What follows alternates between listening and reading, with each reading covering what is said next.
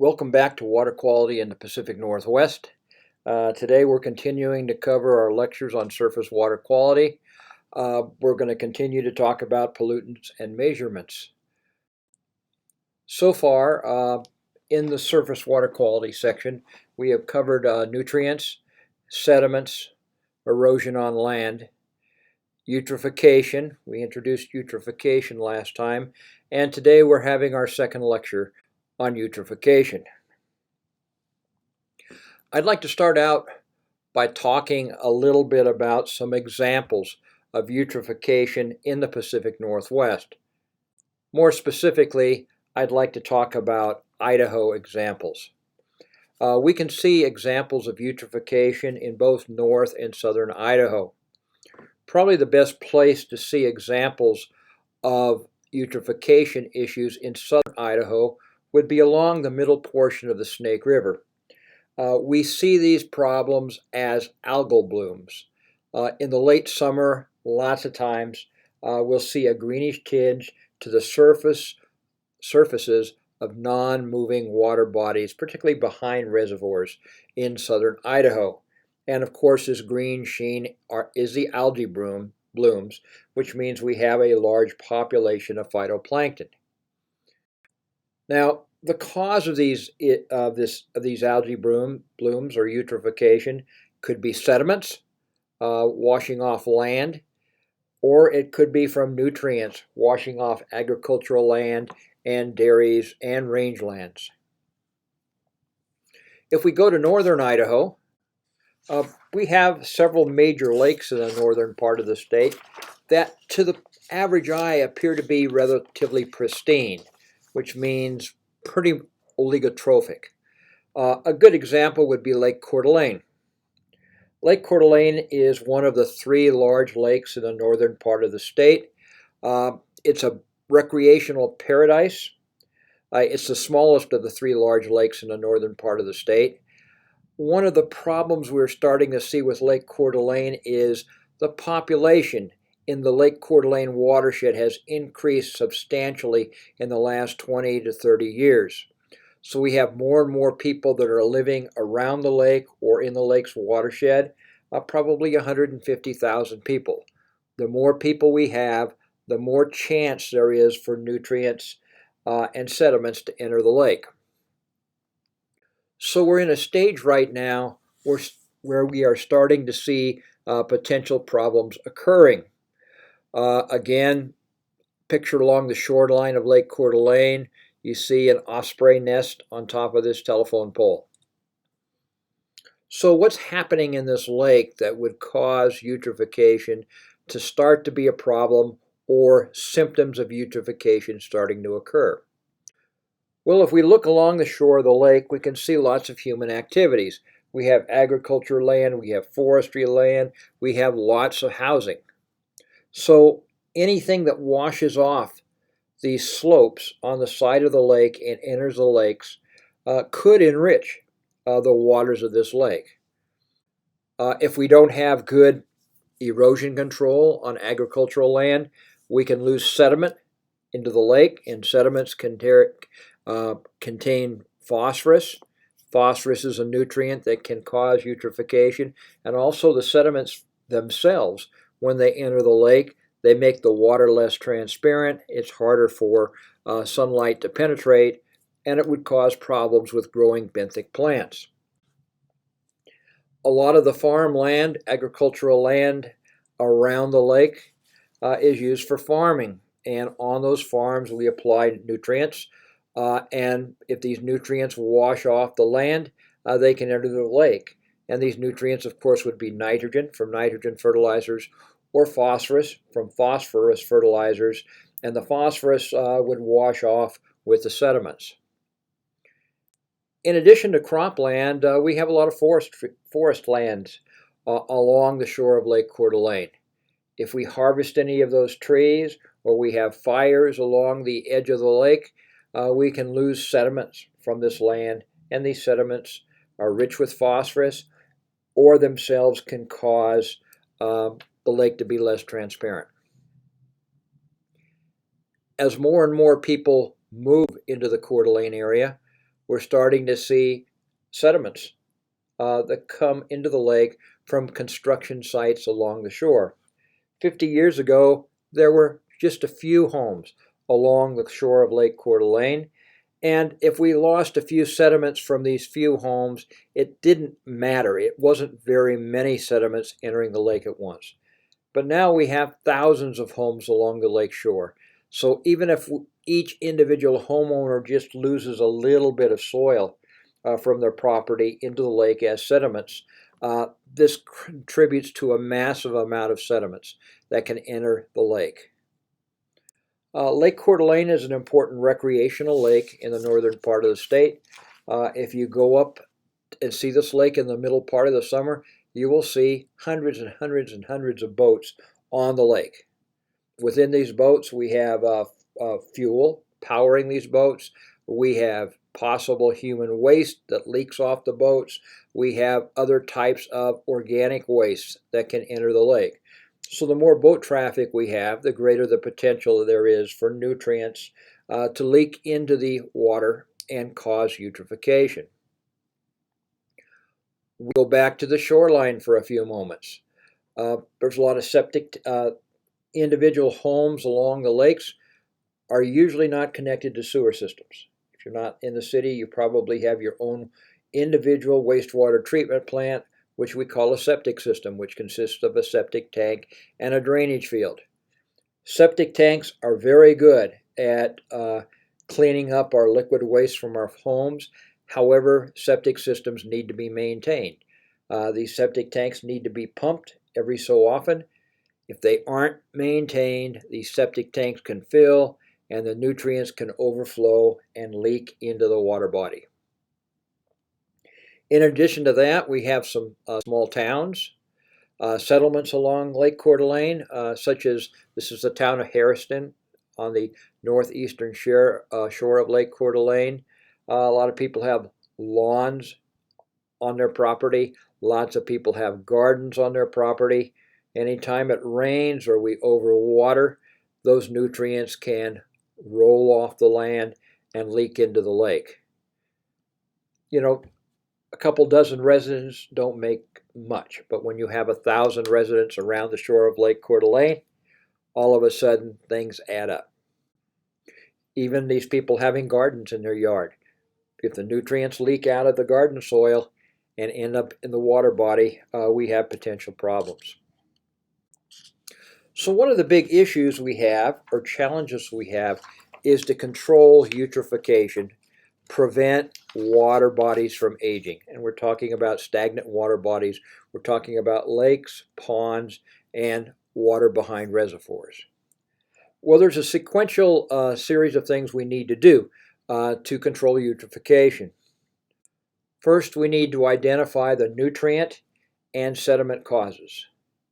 Where are the nutrients that are in the lake coming from? Where are the sediments that end up in the lake? Where are they coming from? Once we identify the source of the nutrients and the sediments, we need to develop a control strategy for each of these sources. There are several major industries. We'll talk about 3 industries or 3 major sources of eutrophication today. If we take a look at Lake Coeur d'Alene again for a few moments, and we'll talk about these 3 general areas. The first one is agriculture. Some of the problems we have with agricultural systems within watersheds where there are lakes, if we lose soil from croplands, erosion from croplands, remember the sediments themselves, when they enter the water body, if they don't settle out right away, they make the water less transparent, less photosynthesis occurs, and it's harder for benthic plants to survive. The second problem is a lot of these sediments have phosphorus particles attached to them. So you're not only making the water less transparent, you're adding a nutrient that actually causes eutrophication.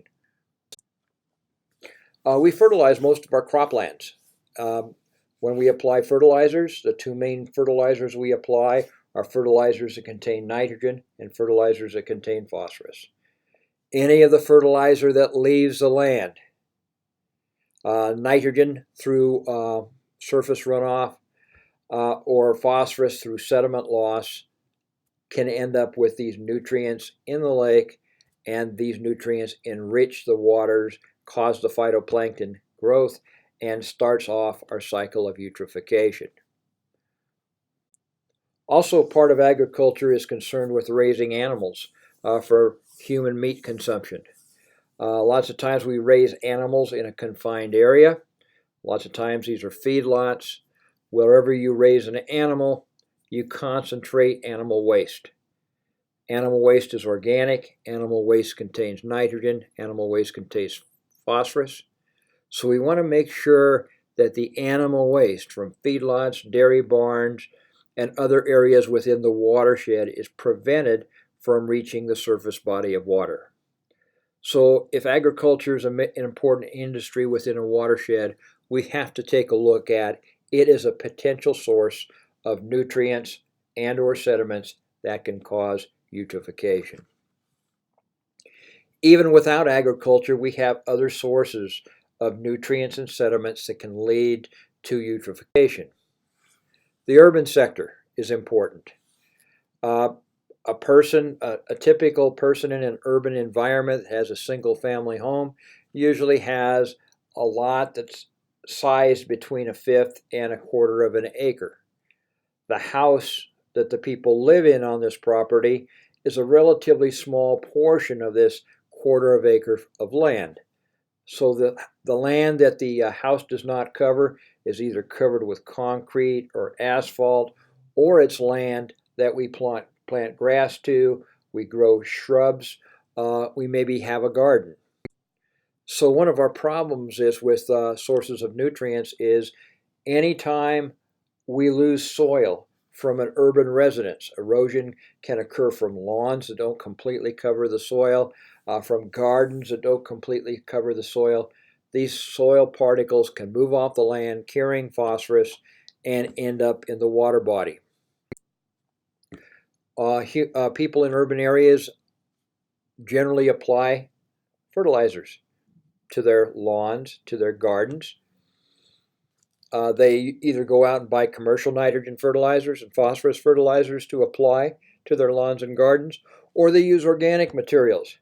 Organic materials also contain the forms of nitrogen and phosphorus that can leach and end up in the water body and cause eutrophication. Then we have other things in the urban environment. The factor I wanted to briefly discuss was sewage effluent.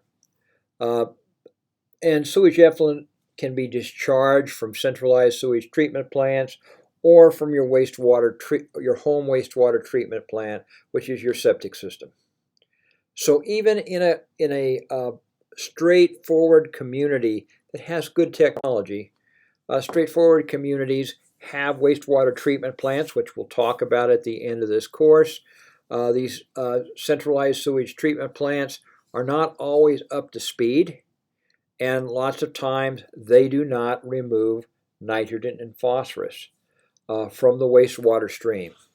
For instance, a lot of the laundry detergents we use in our homes contain phosphorus. Probably only about 30% of our wastewater treatment plants in the Pacific Northwest remove phosphorus from the wastewater stream right now, which means the other 70% of the phosphorus that's used in the laundry ends up going through a wastewater treatment plant and back into that surface body of water. Remember, phosphorus causes phytoplankton to grow, which speeds up the process of eutrophication. And again, we worry about the individual septic systems out there in rural areas that if they're not properly maintained, nitrogen and phosphorus can seep out of these septic tanks and contaminate runoff and contaminate surface water quality. So if you live in a watershed that has 1,000 people, the problem of eutrophication may not be insurmountable. But if you live in a watershed with 100,000 people, you have 100 times greater chance of contaminating that surface water with nutrients or sediments, which can lead to eutrophication. So the more densely populated a watershed, the more likely you are to have problems which lead to premature eutrophication. So what do we do? How do we control nutrients and sediments? Well, it's really pretty obvious. We just need to make sure that sediments stay on the land and nutrients stay on the land. They do not enter the water bodies. It's easier said than done. Traditionally, to try and make sure that sediments and nutrients stay on the land rather than in the water, we try to employ what we call best management practices. Best management practices, we abbreviate with the acronym BMPs. BMPs are basically practices that we use to keep nutrients and sediments on the land in place. A best management practice is something that protects the environment and is not economically difficult for a landowner to deal with. So for instance, we have best management practices for the different areas of our landscape, the different occupations that people have. We have best management practices on farms, on lawns, and in gardens. If we would take a look at some of the really simple best management practices, you will see that a lot of these are pretty obvious. Well, one of our big problems is to keep soil particles from leaving the land. The best thing we can do is to keep all ground covered. You don't want any bare soil. Bare soil is subject to erosion by water. As long as we keep the ground covered, we really reduce sediment loss and we keep our water bodies cleaner. Anything that prevents erosion. So that's important. We can have sediment control on construction and mining sites. We want to make sure that when we have a land site that's disturbed in the process of construction or land that's disturbed when we're mining, we want to keep the soil on the ground. So we employ things like sediment traps. We employ things like using basins. A sediment trap could be really simple. We could just cover the edge of the property with bales of hay. And the bales of hay will prevent the sediment from moving off the site. There'll be standing water when it's very wet, and as things dry out, the sediment just falls to the surface of the soil. Basins do very much the same thing. Other things that are considered best management practices that help to protect water quality, and particularly surface water, from the ravages of eutrophication. We want to preserve wetlands. Wetlands have been found to be natural filters. They filter out nutrients, they filter out sediments from flowing water. So wetlands are natural nutrient filters. Wetlands are natural sediment filters.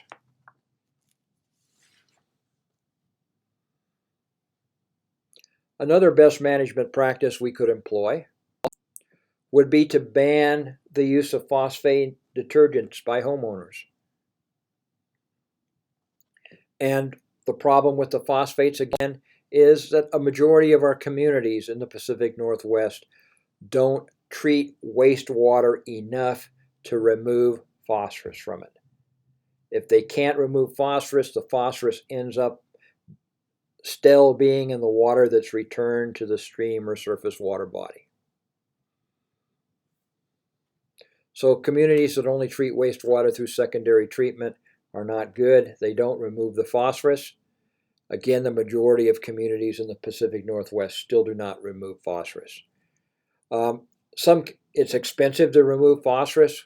We actually have situations where communities in some states have actually banned the purchase of phosphorus-containing laundry detergents by consumers.